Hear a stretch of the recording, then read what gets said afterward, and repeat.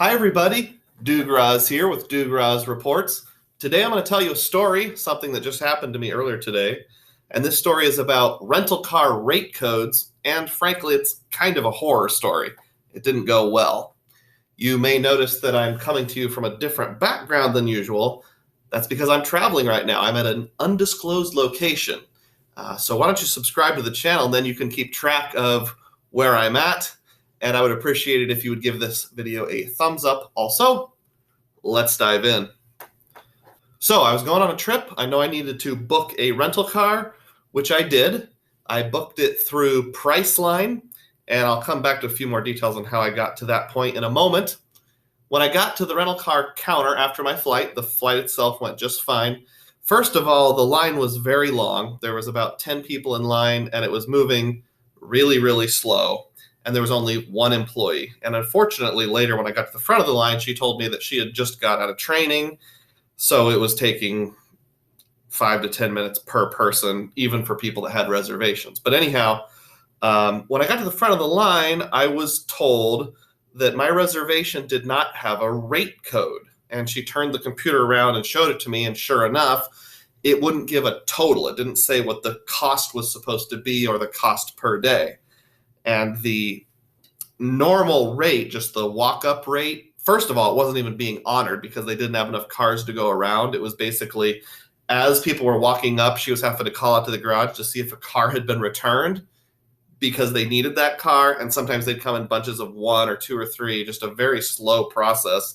I'm sure a lot of you have heard about the lack of rental cars recently.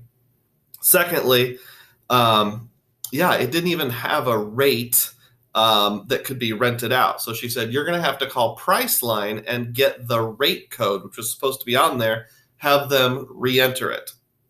So I went off to the side, got my phone. My phone was low on battery, so I plugged it into my computer so it would charge. I was doing texting with the Priceline representative, telling them about the rate code. They didn't seem to know anything about it. It took them forever. While I was waiting on them, I called Avis. I got on the phone with them twice, actually. The first person acted like they were going to help me, but after holding for a while, he said he needed to transfer me to someone who specializes in this, and he transferred me into just the general queue, starting from scratch. So that was kind of frustrating. I called back, waited on hold, had the option to have someone call you as soon as someone's available. So at this point, I'm just sitting in a quiet area in the airport, and I finally get a call back, and this person seemed to be kind of helpful. This was someone from Avis. Avis is I'm a Preferred Plus member, so I guess I go to their better team, at least in theory. And sure enough, he confirmed to me that I did not have a rate code. In other words, he couldn't even see what rate they were supposed to charge. Something had gone wrong getting the information from Priceline to my Avis account. Now, I'm going to back you up and tell you how I booked this and how I think things went wrong. It's partially my blame, but I still think they should have been able to handle it. So when you're booking a rental car with Avis, they'll have you put in your information, and then down here at the bottom, there's a place you can put in discount codes. Sometimes they're called AWD codes or coupon codes or rate codes. The default one here is just like anyone that has Amazon Prime gives you a tiny discount, but that's not the juicy discount. I have another video, I'll put a link up here in the corner, where I said you can go to a website called Slick Deals and just search for codes people have found and tried. Put that in, usually here in the AWD box, and it'll give you a better rate, sometimes a much better rate. Now, I've used that technique successfully twice before for major trips and had absolutely no problem with it. I found out more recently, after I've taken those 2 trips, that those tend to be, not always, but are often codes for specific companies. Like if you work for Coca-Cola or Heinz Ketchup or something like that, their employees have a flat rate per day. And when the market is inflated, sometimes that flat rate per day can be way better than the rate that the average Joe or average Jane gets.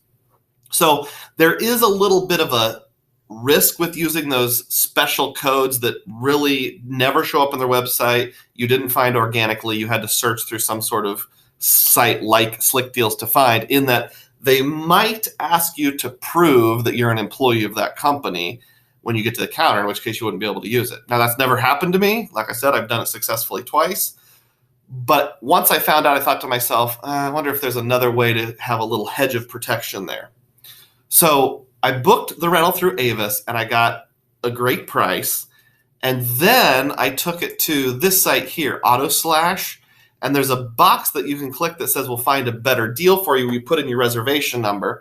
My thinking is, even if I'm using the rate code from a private company, if AutoSlash finds me the deal, somehow it would just be AutoSlash finding the deal, sometimes through Travelocity or Priceline, or sometimes directly through the rental car company, and they can still beat that.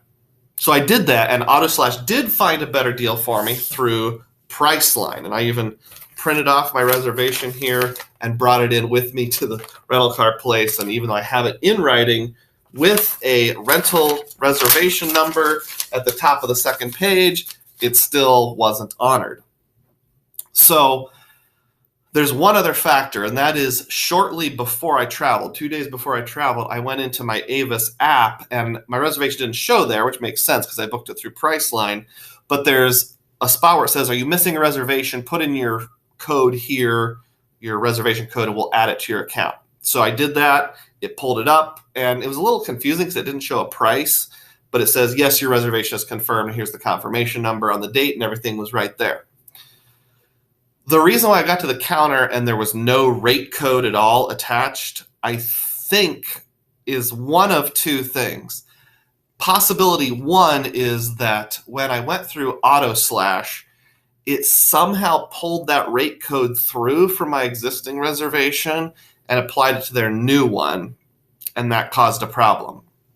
Or possibility number two is that when I punched my Priceline reservation into the Avis app, it tried to pull a third-party reservation into my Avis Preferred Plus account, and it just couldn't bring in the pricing information, but it wiped out the old information about pricing. So I think the moral of the story is, if you're going to go directly through a rental car company, don't use foreign rate codes or rate codes that belong to specific employers unless you're willing to risk that they might ask you to prove that you work for that employer.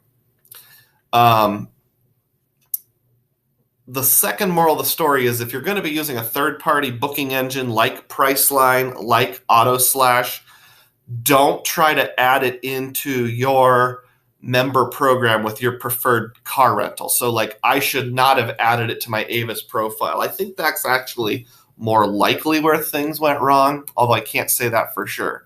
If I had to do it all over again, I still would have gone through Priceline, but I would not have tried to add it to my Avis profile, because I think that's where something went wrong. And the second Avis representative I talked to seemed to indicate he had seen 2 or 3 other situations in his history working there where that had happened. You book through a third party and you try to add it to your Avis Preferred Plus profile, and somehow those two things, like, they don't coexist, and it blows up. It destroys the rate on the reservation where they don't even know what to charge you.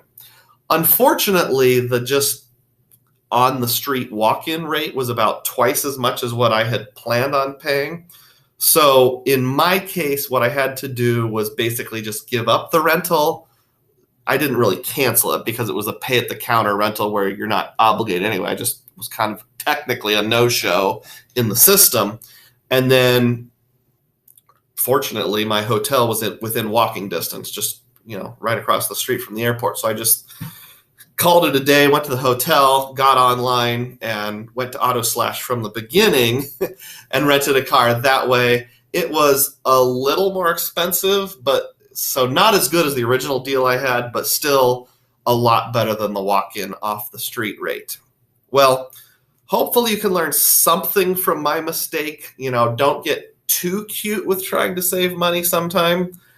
I'd love to hear from you. Have you ever had an experience like that where the rental car company won't honor a rate that you have, even though you have a piece of paper showing it, because there's something in the system that doesn't work out? Again, please subscribe to the channel. Please click the thumbs up button. Thanks for watching, And as always, may your spending be frugal and may your points be plenteous. Catch you later.